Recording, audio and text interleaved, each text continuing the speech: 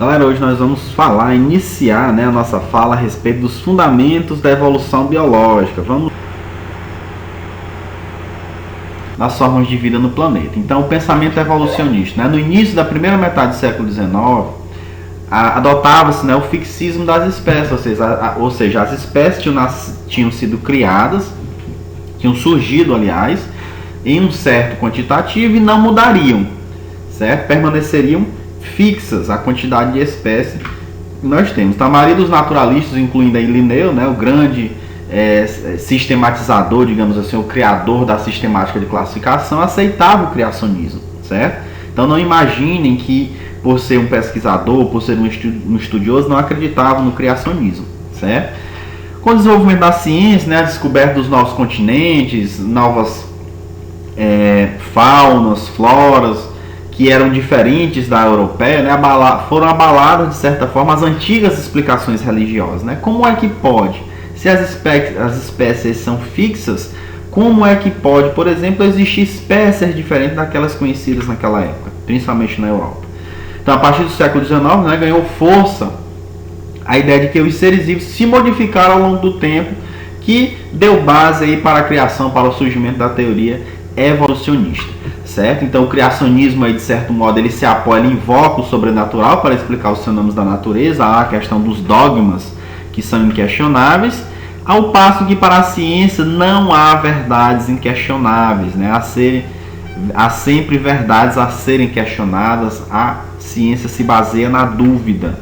Então, o evolucionismo apoia-se em evidências cosmológicas, geológicas, arqueológicas e antropológicas que passam por um rigor de testes. Aí nós temos um trecho, afirmado por Theodosius Zobzanski, que diz que, interpretada à luz da evolução, a biologia é, do ponto de vista intelectual, talvez a mais inspirada e satisfatória das ciências. Sem essa luz, a biologia torna-se uma miscelânea de fatos, alguns deles interessantes, outros curiosos, mas desprovidos de significado quando considerados em conjunto. Então, percebam a relevância, a importância da biologia enquanto conhecimento, enquanto área do conhecimento, para a explicação da evolução das espécies. Certo? Inicialmente nós vamos falar sobre as ideias evolucionistas de Lamarck, que acreditava que os seres vivos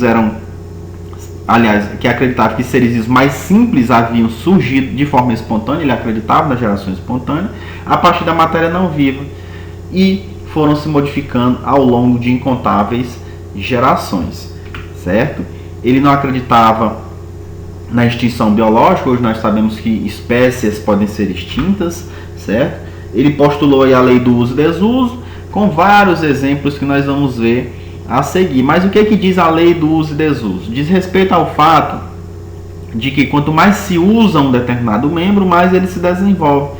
Quanto menos a gente usa, no caso em termos de espécie, quanto menos se é usado um determinado membro, ele vai atrofiando. E havia a lei da transmissão de caracteres adquiridos, por exemplo, se um determinado membro ele é muito utilizado, ele se desenvolve e é transmitido posteriormente às gerações seguintes, certo?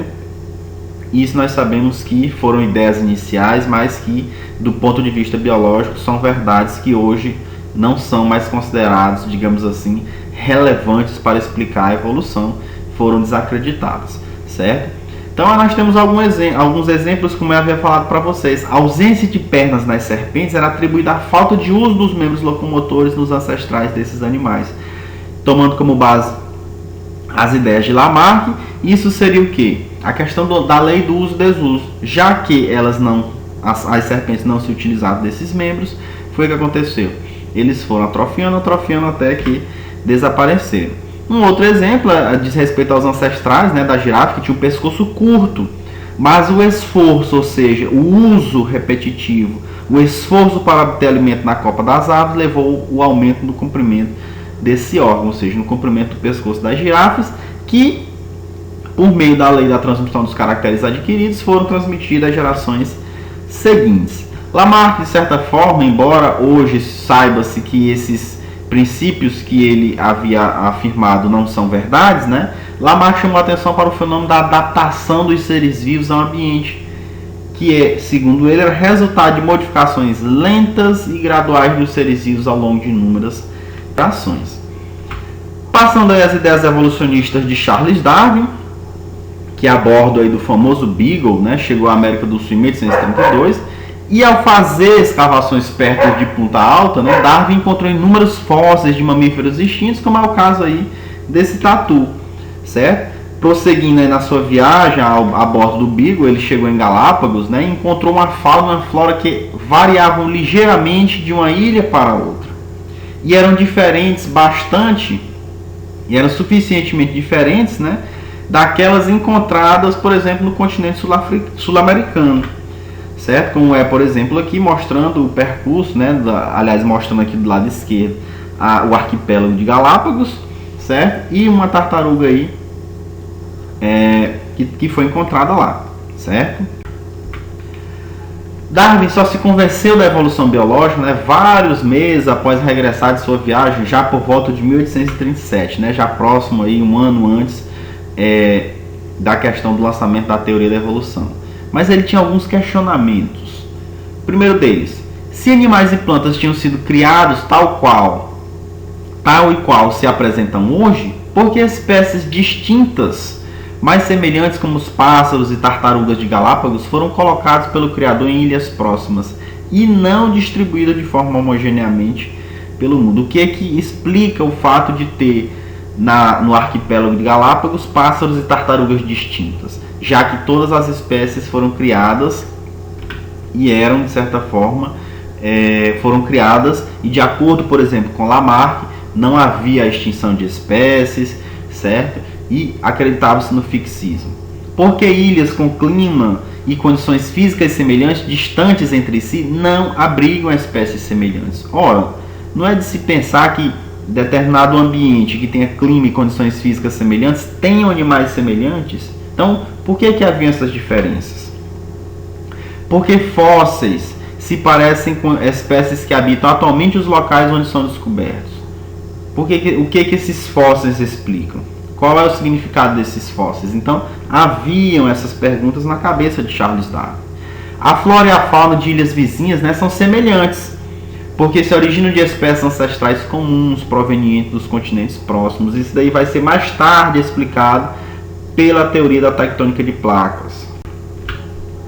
Então aqui nós temos esses vários pássaros, né, que se diferenciaram, que se originaram de um mesmo ancestral, mas devido ao ambiente, devido a adaptações, eles apresentavam características morfofisiológicas distintas. Por exemplo, pássaros da Ilha dos Cocos tinham bicos mais finos, comedores de insetos tinham bicos menores, mais curtos, comedores de cactos tinham um bico relativamente mais comprido, comedores de semente também. E percebam a plumagem, percebam a diferença, percebam que as condições climáticas e a questão do habitat, de um modo geral, interferiu diretamente na adaptação desses animais, por exemplo, à busca da alimentação.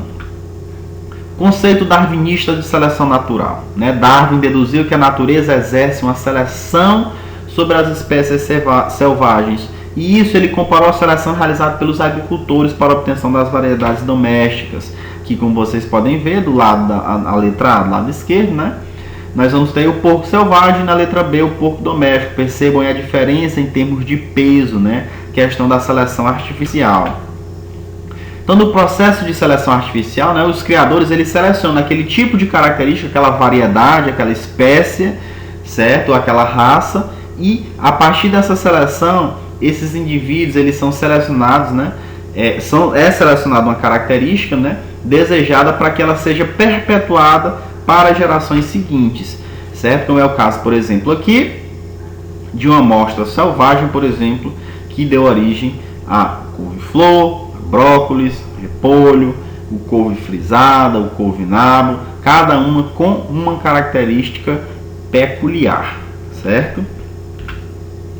Então o darwinismo ele menciona, Darwin menciona aí o famoso livro de Thomas Robert Malthus, né, Ensaio sobre o princípio da população. Malthus dizia que havia um descompasso entre o crescimento das populações e a produção de alimentos, e que isso era a principal causa da miséria humana. Segundo ele, a população crescia em progressão geométrica, enquanto que a produção de alimentos crescia em progressão aritmética, havia um descompasso, ou seja, havia uma população, um contingente populacional muito grande para uma pequena produção de alimentos. Então o darwinismo, né, ele pode ser anunciado a partir de 3 proposições que fundamentam o conceito de seleção natural. Vamos lá. Fato 1.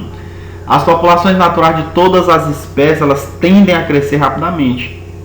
Lógico, se não houver um limitador, se não houver um ponto de equilíbrio, ela vai crescer de forma indefinida, pois o potencial reprodutivo dos seres vivos é muito grande.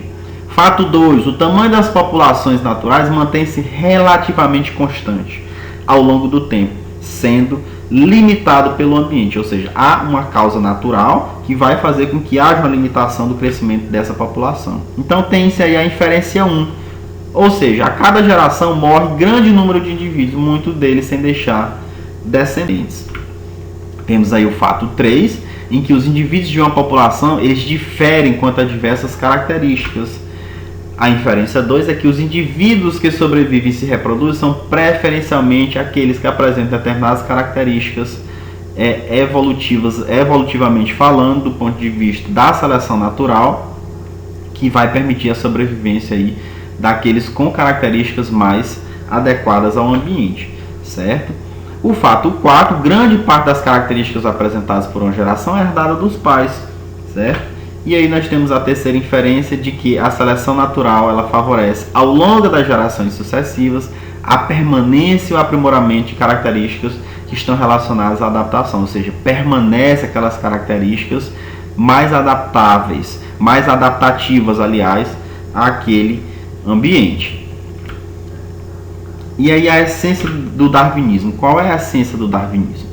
O darwinismo defende a ideia de uma ancestralidade em comum, ou seja, de que no começo havia um único ser vivo que deu origem a todos os outros que nós conhecemos hoje, bem como o processo de seleção natural que vai selecionar aquelas características mais bem sucedidas. Então, em 1844, Darwin escreveu ao longo do trabalho, né, sobre a origem das espécies e a seleção natural, mas ele não publicou. Ele não chegou a publicar naquele ano justamente porque ele ficou com receio, né, de que as suas ideias fossem, de certa forma, não fossem, de certa forma, serem aceitas, certo? E que, de certa forma, não seriam aceitas porque eram um tanto revolucionárias, né? Ia de encontro justamente a princípios que eram bem basilares, né, para o entendimento da criação. Em 1858, né, Darwin recebeu uma carta de Wallace, né, com conclusões fundamentalmente idênticas às suas, em seu estudo feito nas faunas da Amazônia e nas Índias Orientais, tendo como base o livro de Malthus, né, Ensaios sobre a Lei da População. Darwin e Wallace publicaram suas ideias em resumo na reunião histórica da Linnean Society of London,